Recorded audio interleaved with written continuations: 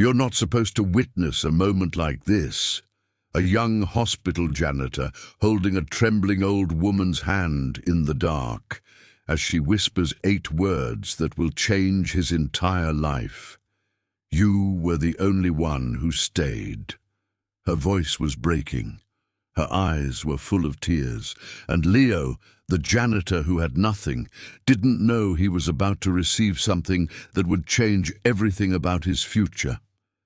But before we step into this unbelievable event, hit that subscribe button so you don't miss the stories that remind us kindness still matters, even when the world tries to forget. Now, let me take you back to the night it all began. On the night shift at Crestview General Hospital, most people passed by the halls without noticing much. But Leo, a 24-year-old janitor working his 3rd job, noticed everything. Leo worked the night shift, the shift no one wanted, low pay, long hours, endless loneliness in hallways that echoed with memories of people who never came back. He didn't complain, he couldn't afford to. He needed the money to help his sick mother and keep a roof over his head. But every night, somewhere between wiping down the floors and emptying overflowing trash bins, he made time for one person. Room 217, a tiny room tucked away at the end of a quiet hallway where a fragile elderly woman named Margaret Adams lay alone. Every single night, she never had visitors, no family, no flowers, not even a name beside her bed, just M. Adams, written in a tired black marker. But Leo always walked in with the same gentle smile and the same warm voice. "Evening, Miss Adams. Want some company?" Her face would soften, and her tired eyes would almost sparkle. She always whispered the same words, "Stay a moment, dear. It's nice not feeling alone." Leo stayed, even when he was exhausted, even when his own life felt heavy, even when no one else cared. He'd bring her warm tea, adjust her blanket, and listen to stories she could barely finish, stories from a life she once had, a daughter she lost touch with, a promise she never fulfilled. Leo never talked much about himself. He didn't want pity, but she sensed it anyway. "You carry more weight than you should," she told him once, holding his hand. And somehow, those words helped him breathe. One night, as Leo walked in with another cup of hot tea, he found her breathing fast, her fingers cold, her eyes searching for something she couldn't reach. Alarms screamed, nurses rushed in, Leo was pushed out of the room. He stood in the hallway, helpless, watching the woman who had become a part of his nights fight for her last breath.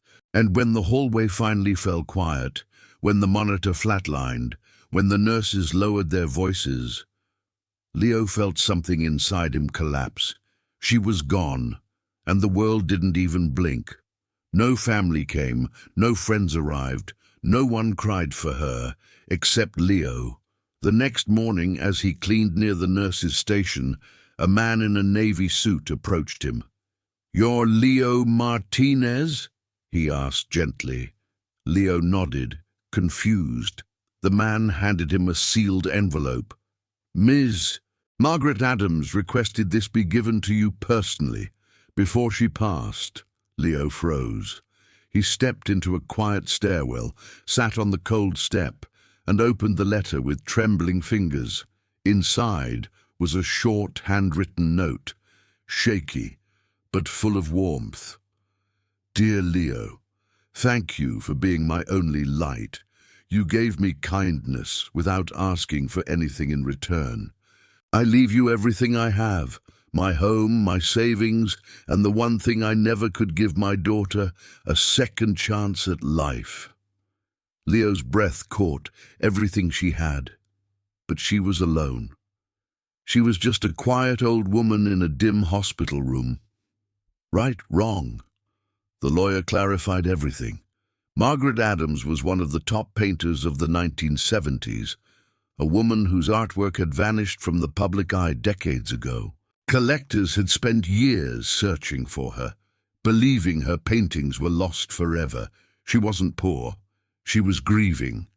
And now Leo, the janitor who barely scraped by, was the heir to her entire estate. When he walked into her house for the first time, he found himself standing in a museum of her life, paintings lining the walls, colors blending like memories frozen in time. But one painting stopped him cold. It was him, sitting beside her bed, adjusting her blanket, smiling the way he only smiled for her. She painted him as the son she never got to keep. Leo sank to the floor and cried until he couldn't breathe. He didn't quit his job. He didn't brag. He didn't let the money change who he was.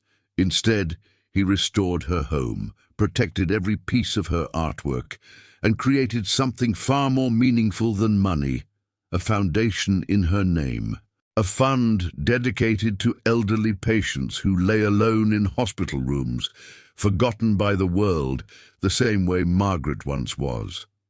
Leo used her inheritance to build a volunteer network of people who visit the elderly, sit with them, talk with them, bring them warm tea and remind them you are not alone, not tonight, not anymore. He wanted no one to face their final days the way she almost did, with silence as their only companion. And every time a volunteer pulled up a chair beside a lonely hospital bed, Leo felt like Margaret's legacy was breathing again. And in the quiet of that house, Leo realized something he never expected. Sometimes the biggest blessings come from people the world forgets, and sometimes the greatest inheritances aren't money. They're the moments when someone finally sees you. Margaret saw Leo, Leo saw Margaret, and because of that, neither of them died alone. If this story touched your heart, even just a little, make sure you subscribe for more stories like this each week. And tell me in the comments, has anyone ever shown you kindness when you needed it most? Your story might be the one that inspires someone else today. Thank you for watching, and I'll see you in the next story.